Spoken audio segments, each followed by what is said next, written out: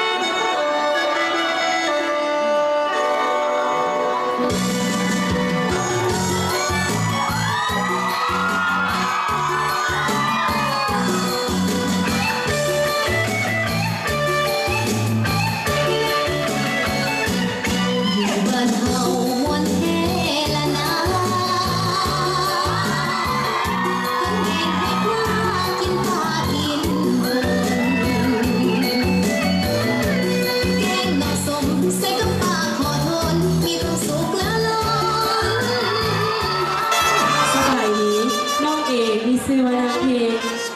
ยันสายคณิตศาสตร์วันนี้น้องเอกต่างหน้าทีมสโมสรมาขอประกอบบทเพลงหนึ่งเพลงในบทเพลงที่มีชื่อว่าบุญคุณครูซึ่งจะเป็นอะไรนั้นเชิญทุกท่านที่ตามรับชมและรับฟังได้ บ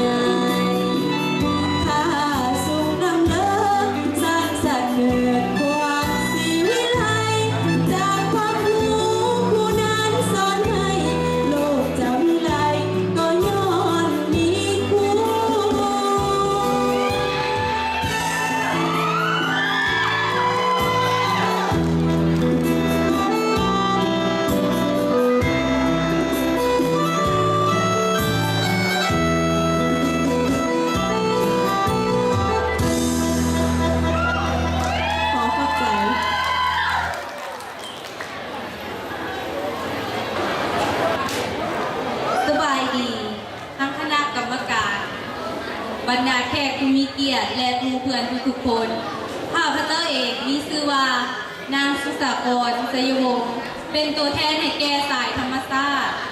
มื้อนี้จะมาห้องเพลงที่มีชื่อว่าสาถาบันที่ฝังใจ จะเป็นแนวไหนนั้นขอเชิญรับชมและรับฟังได้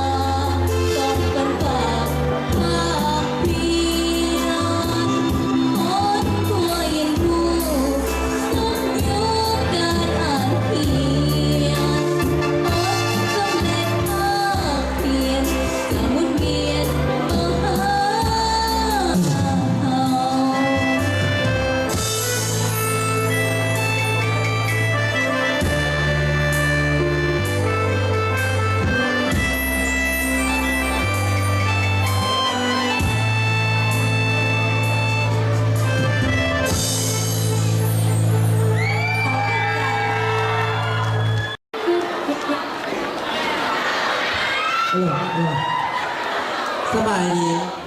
อาจารย์คณะกรรมการหมู่เพื่อนนักศึกษาทุกคนข้าพเจ้าเองมีชื่อว่าท้าวจิโก้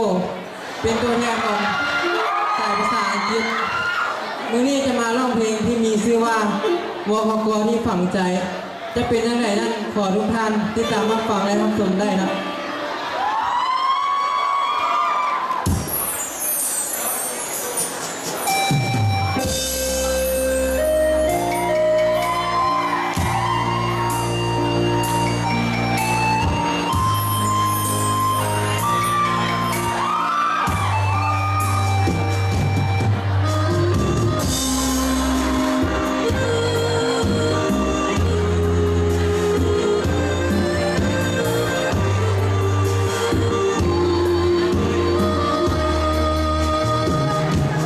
เมื่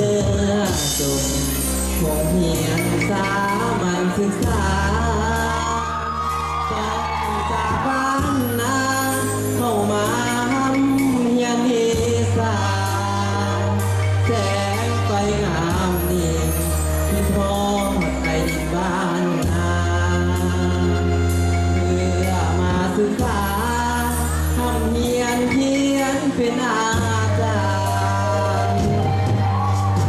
สุดสถานเมื่อได้มาเห็น มีพยายงามเด่นสมเป็นศูนย์การศึกษาสีเขียวงามยิ่งทุกสิ่งทั่ววิทยาลัยเพื่อสร้างผู้เราก้าวไกลสถาบันใดจะเท่าที่นี้ มีทางอะไรสร้างผู้บ้านเกินแห่งนี้ทรงเป็นที่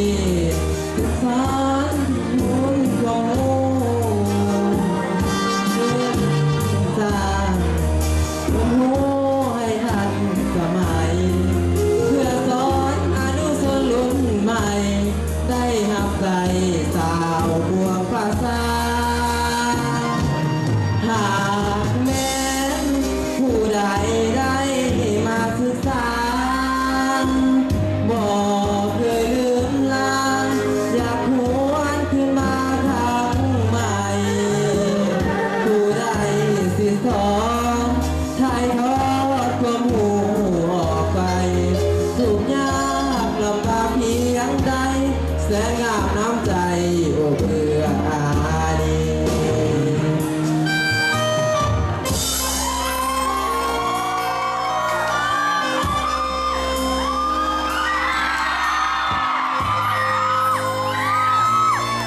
ก็จะเรียกนะเปิดมา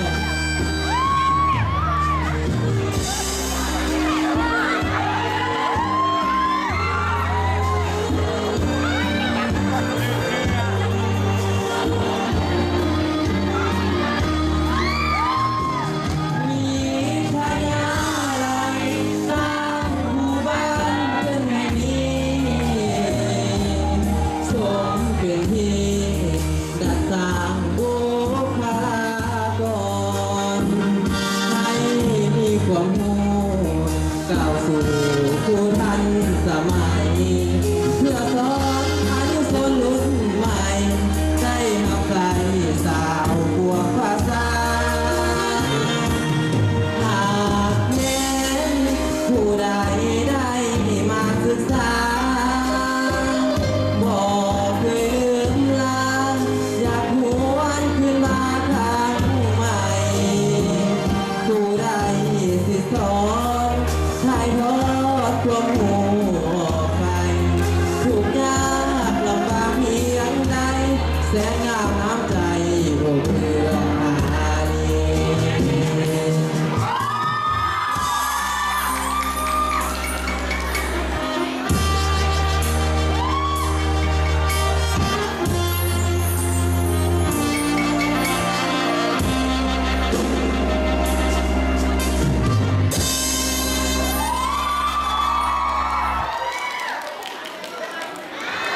ขอขอบใจเด้อเกมสายวิทยาศาสตร์ธรรมศาสตร์สังกัดอยู่ห้องสองกนอกมื้อนี้น้องจะมาห้องเพลงที่มีชื่อว่าจากเมฆสู่บขกเชิญรับชมรับฟังได้เลย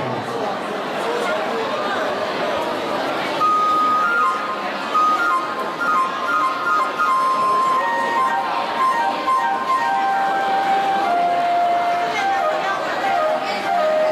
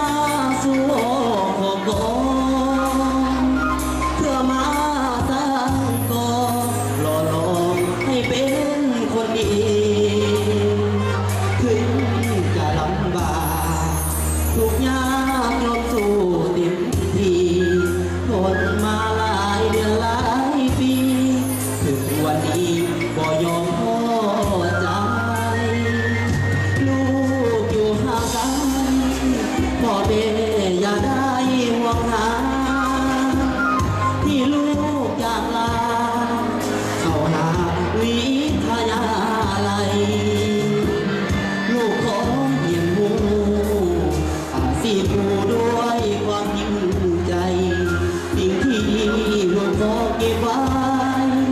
เพื่อไปเป็นคู่ที่ดีทุกนาทีแม่นี่อย่าได้กังวลลูกบ่ได้เป็นคนที่สดละวนทำตนบ่ดีบ่ได้ลงตัวเมามัวน้ำคนเขามีพอใจในตัวเฮานี้ส่วนชีวิตนี้ทำดีก่อนอยู่วกเพิ่นก็มีงานดู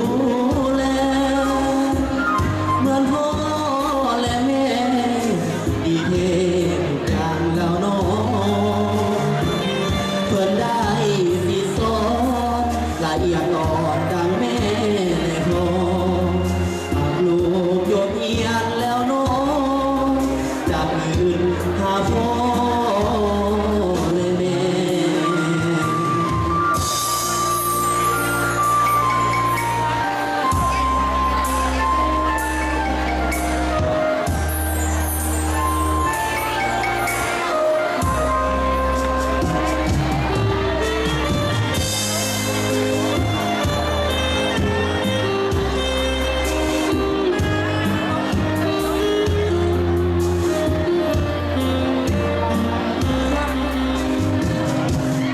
ทุกนาทีแม่นี่อย่าได้กังวลลูกบ่ได้เป็นคนที่สมละวนทำตนบ่ดีบ่ได้ลงตัวเมามัวน้ำคนเขามีพอใจในตัวเฮานี้ส่วนชีวิตนี้ทำดีก็อยู่วกเพิ่นก็มีการดูแลเหมือนพ่อและแม่ดีเททุกอย่างแล้วน้องเพิ่นได้สิสอนละเอียดอ่อนดังแม่และพ่อหากลูกยกเอียนแล้วน้องจะคืนหาพ่อและแม่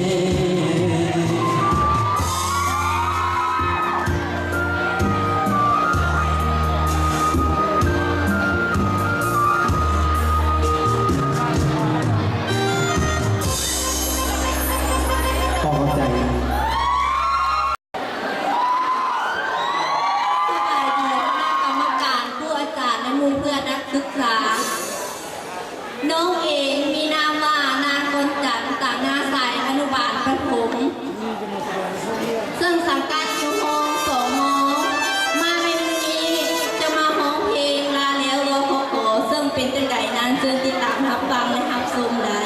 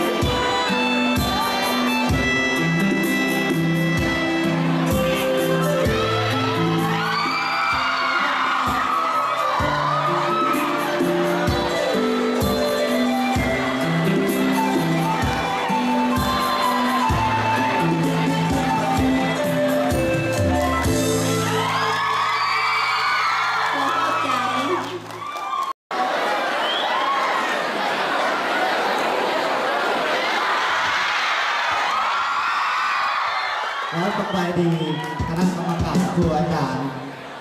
ไอ้น้องหมูครูนักเรียนนักศึกษาด้วยกัน น้องเองคือว่าเท้าสนใจพรหมราตรีทำการดูที่ห้องขอไข่ประถมสองหอจะมาเอาเพลงที่ดีคือว่าเพื่อนพาเสียเป็นบทเพลงที่แต่งขึ้นมาแล้วห้องขึ้นมาคิดขึ้นมาจากสมองตัดต่อออกมาจากใจแล้วก็ห้องใส่ไม้ส่งเสียงบรรเลง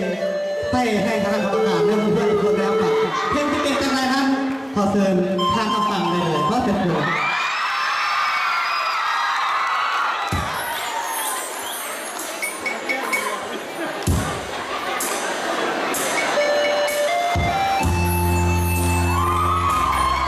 เสียงสารกระผมเลย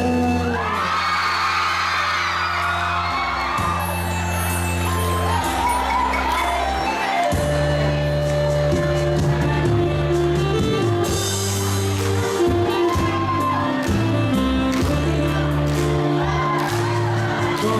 นนี้มีเพื่อนส่งเสพสิกาเพื่อนส่วนห้องลมสุขสาสิกาสุขสาโลเลชีวิตไม่ดีตอนนั้นนับว่าเสียทีกลางคืนนับเที่ยงกำปีบางเพื่อก็คิดมองตัวที่ผ่านไปคนที่ใดก็คือโซ่ตกคิดได้ก็เล่นเจ็บปวดเพียงตกนรกสังเวียนลืมไปแล้วผู้เอ๋ยตอนให้อ่านเสียงหัวใจพอไม่มีเสียงเสียงแทบแทบขาดใจวาย ยอมแล้วยอมสารภาพสุดนี้ขอเป็นเกิดมากับนี้วันนี้ข้ายังบ่ตายสาบานจะเริ่มต้นใหม่ทั้งกายและใจถึงไม่กล้า โอ้เอ๋ยแม่เอ๋ยครูเอ๋ยเขาตายต้นไปเอาความดีแทนบุญคุณให้แม่พ่อคือเธอที่สอนตั้งแต่นี้ต่อไปจะบ่สังวรสัญญาผู้ที่เคยสอนน้องจงมีก่อนจงให้อภัย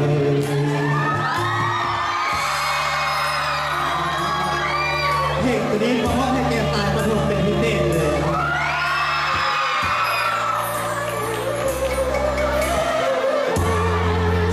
ต้นประกอบมาให้เขา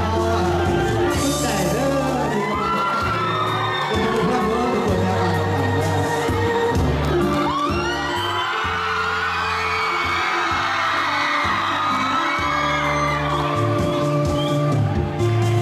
ยอมแล้วยอมสารภาพ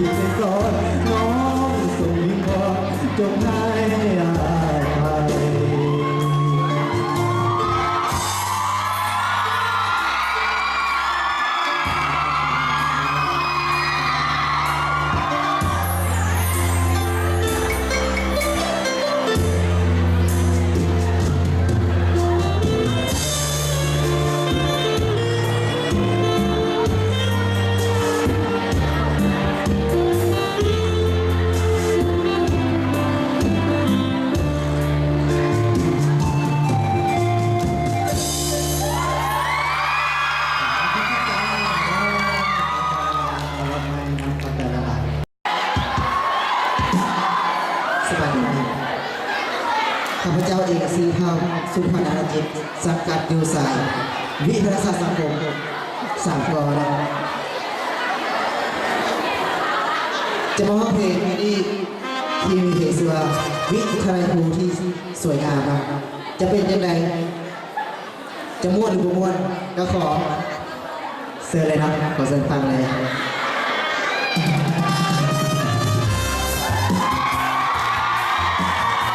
ขอมอบให้แม่เพื่อนครูวัดเกิดและตัวจากครูทาง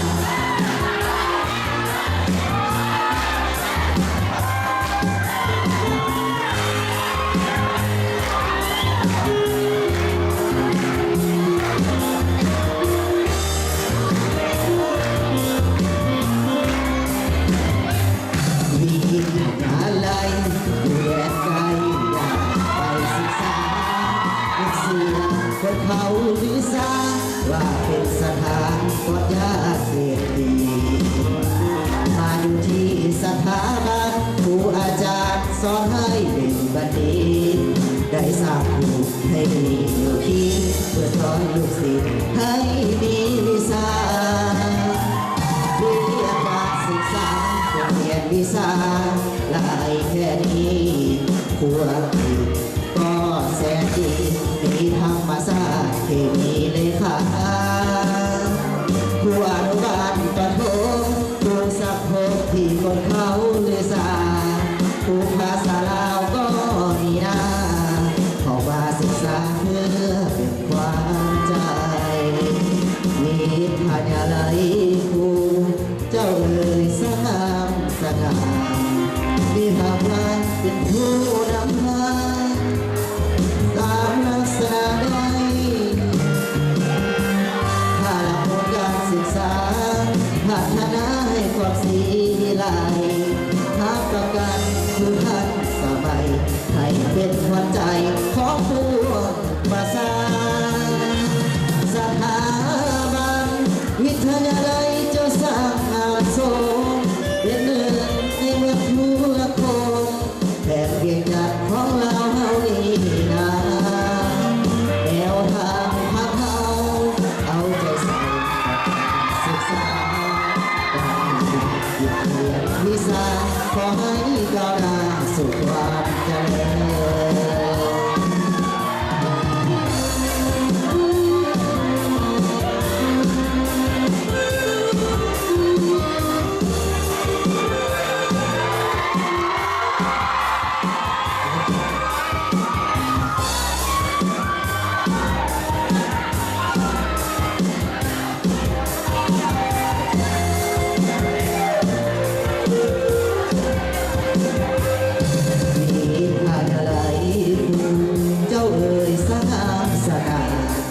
มีภาครัฐเป็นผู้นำทางหากประกาศสามลักษณะใด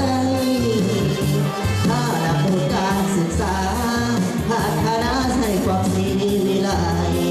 หากประกาศคุณทันสมัยให้เป็นคนใจของผู้ประสานสถาบันวิทยาลัยเจ้าสร้างงานสมเป็นหนึ่งในเมืองผู้ละค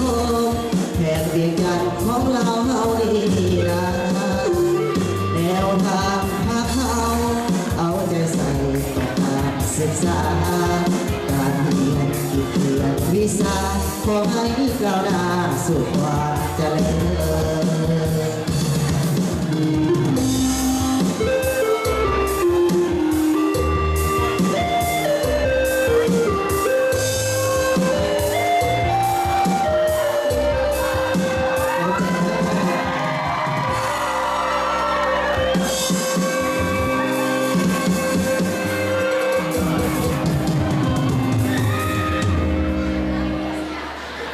ขอเข้าใจครับ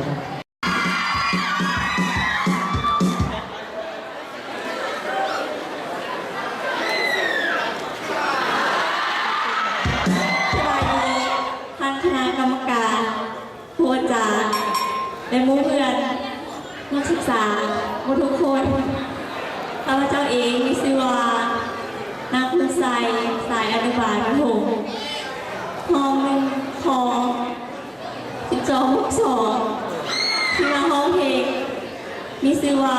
พระคุณแม่ซึ่งชีวิตได้ไงนั้นเชิญทำทรงในทำปานใดใจ